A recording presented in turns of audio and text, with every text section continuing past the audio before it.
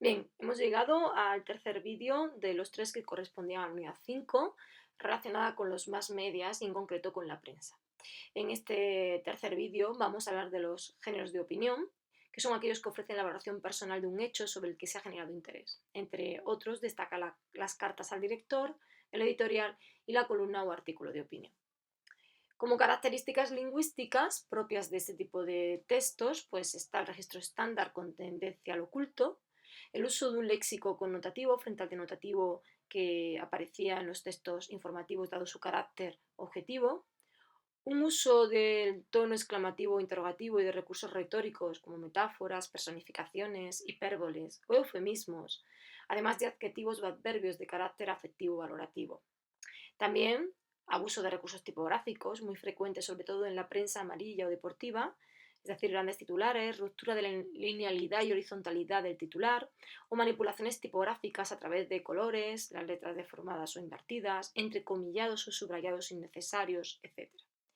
Además, se emplea el uso de la primera persona, tanto del singular como plural, frente a la tercera persona, que muestra objetividad en los textos informativos.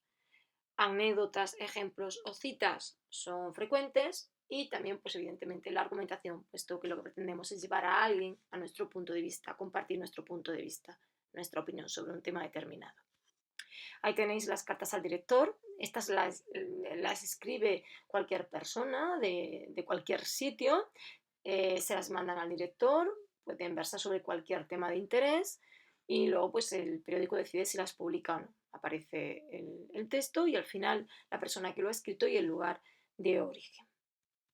En cuanto al editorial, se publica a diario en un lugar fijo y no tiene firma, aunque normalmente quien lo firma en la mayoría de los casos es el propio director, ya que es la voz, es la opinión del periódico. Expone el punto de vista del periódico sobre temas de gran actualidad. Y por último, el artículo de opinión o columna siempre van firmados, son reflexiones críticas sobre temas de actualidad que el articulista enjuicia y valora con subjetividad, sin perder de vista la voluntad de estilo. En muchas ocasiones, pues son personas que colaboran de forma habitual con el periódico, sin llegar a ser periodistas, y también pueden ser escritores o lingüistas, especialistas en determinados temas o que les atraiga escribir este tipo de textos y dar su opinión. Por eso están recargados de elementos de carácter literario, ¿no? Y poéticos y demás. Aquí tenéis un artículo de opinión, Las viejas tradiciones de Vicente Oya Rodríguez, que suele ser una persona asidua, habitual de este tipo de textos en el periódico de Jaén. Y por último, aunque pertenece al género mixto, hablaremos de la crónica.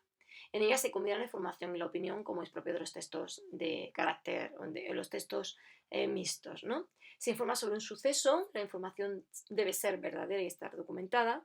Se incluye la opinión del periodista sobre el suceso desde una perspectiva subjetiva y personal. Por un lado, la documentación pues, hace que sea la parte objetiva, la parte de información, y luego la opinión del periodista, pues esa parte subjetiva, esa parte de opinión, ¿no?